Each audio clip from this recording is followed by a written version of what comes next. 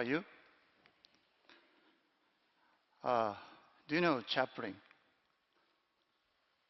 Uh, this look, it's very Chaplin.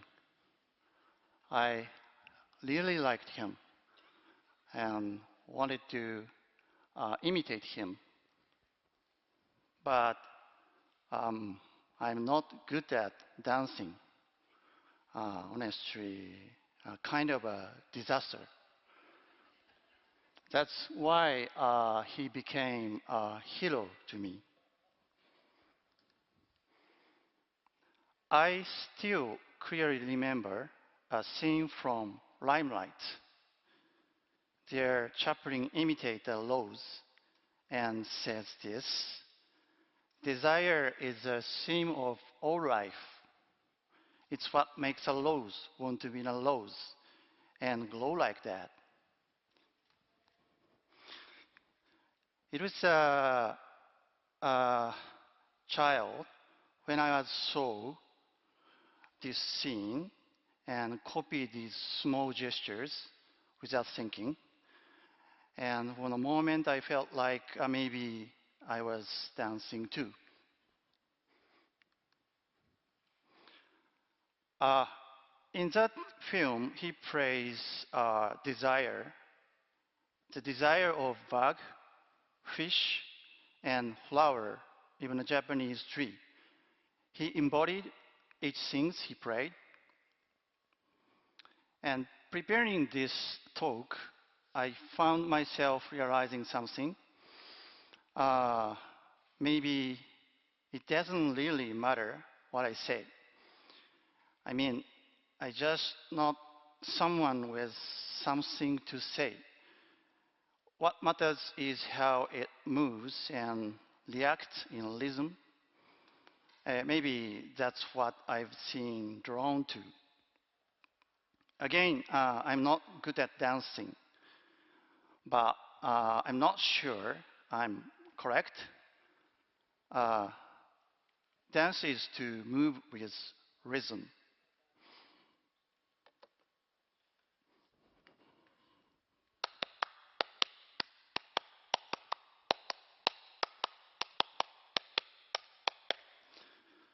So it's simple. I could do it. So simple yet distinctive. So simple, it feels anyone could do it. For me, dancing is a way of physical thinking, a way to resist my own stigma. I once worked on something that connected to that.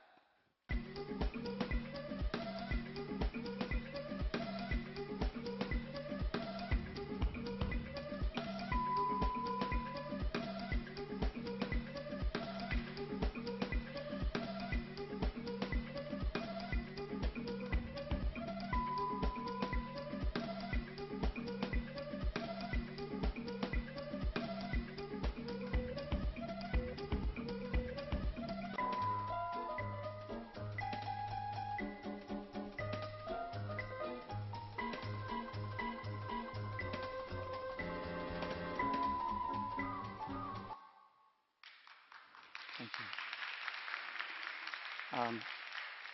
Beat, beat, beat, beat. It's clock rhythm and dance and the current time itself. It keeps moving as a screensaver or block widget. The only word was uniclock. I've worked on the field of communication design. In design, there are clients, and usually there are messages. But I've always have kind of a doubt to delivering a message. What matters to me isn't the message.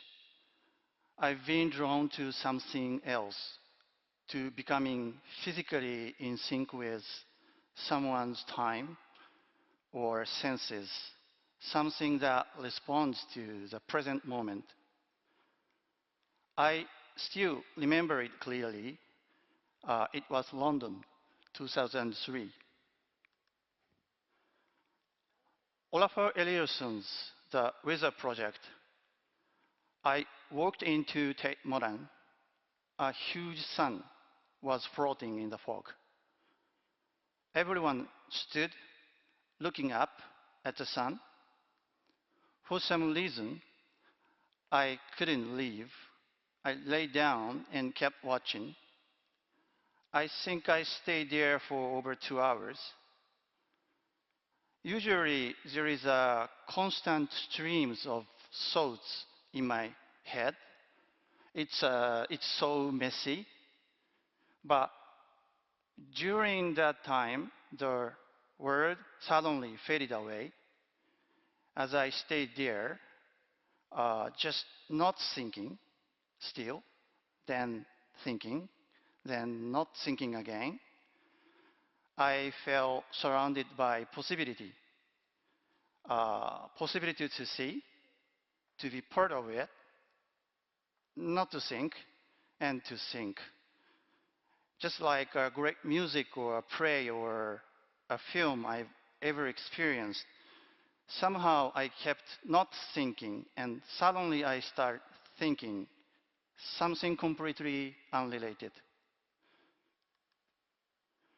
I often stuck to the obvious. I don't know why, but I keep coming back to it, especially to the simple things. Uh, Seeing, blinking, tapping, raindrops, moving shadows, waking up. What's bring me wonder is found in those obvious things and corresponding to them. Let me share a small piece I once made. Good morning. It's 7:30 a.m. on Wednesday. Today is a cloudy day.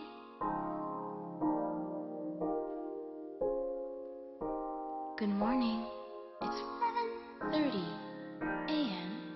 on Wednesday. Today is a cloudy day.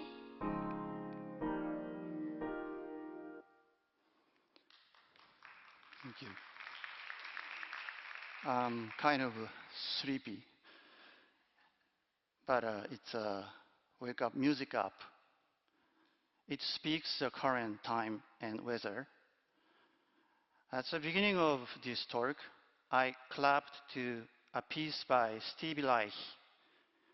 Reich's music is built on repetition and phasing of minimal sound elements. One of his works, Different Trains, repeats the speech. New York to Los Angeles, New York to Los Angeles, New York to Los Angeles, New York, New York, New York to Los Angeles, New York. It's based on a memory from his childhood, traveling between the two cities to visit his divorced parents. He layered fragments of speech and train sounds, gradually phasing. I moved to New York and lived there for a few years. Maybe that piece stayed with me. This is one of my favorite places in New York.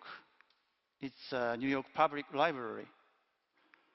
Once I felt it was like a kind of a play, sitting in silence, hearing the flipping of pages and the small sounds that comes from our bodies, surrounded by all kinds of people.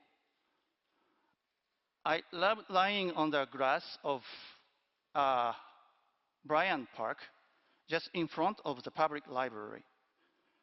I'd often watch people go by, making eye contact, smiling, turning away. It felt like jazz, a subtle choreography of small improvised gestures. These small interactions and rhythms I began to see them as a kind of language. These small interaction and rhythms reminds me of Chaplin's silent films. This is my response.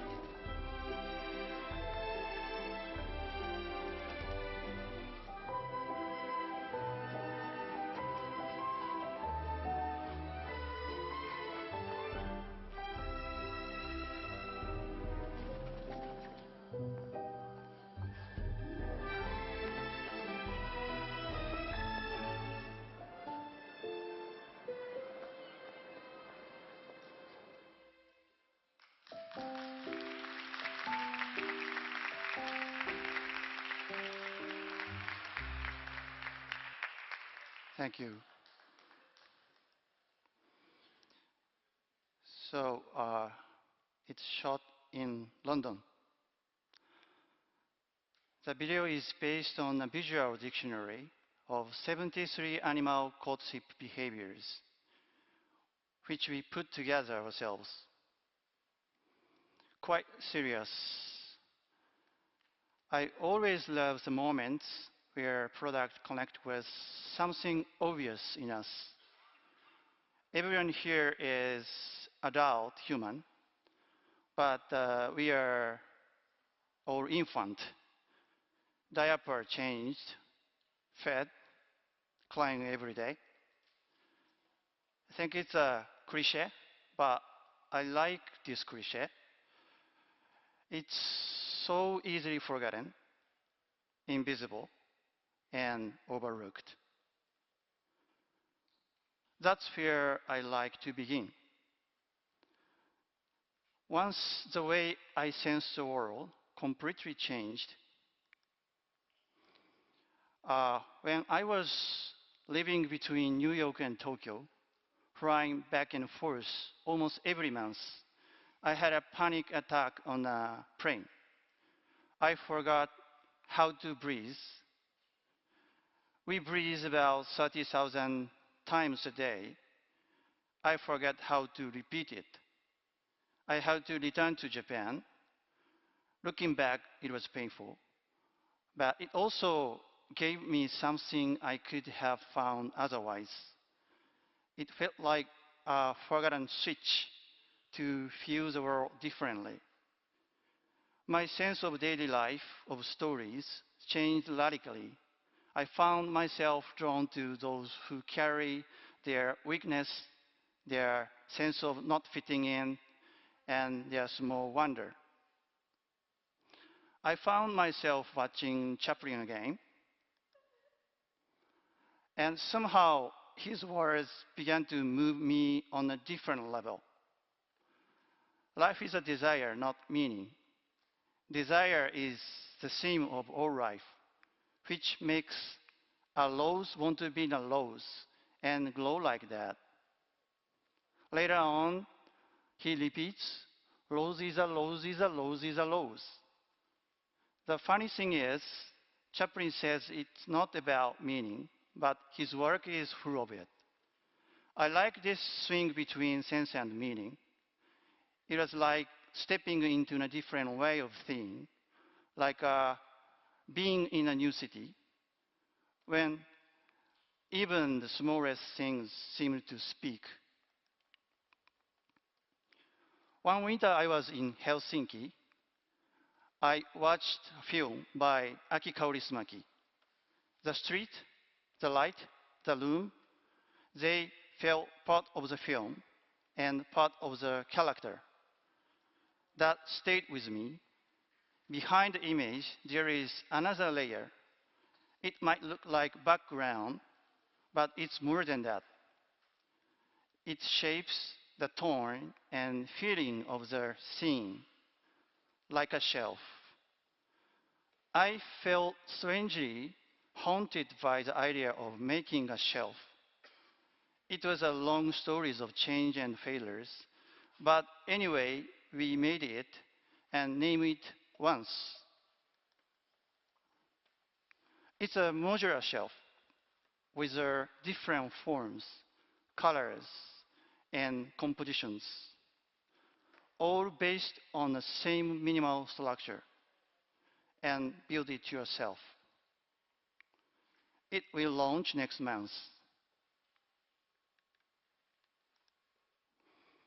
Making things is a joy. It's what makes a shelf want to be in a shelf. We wanted to stay close to that feeling. While making a shelf, I gradually found myself sensing films, architecture, and everyday objects differently. I think we've all felt it at some point, being absorbed in something right in front of us, like a beginner.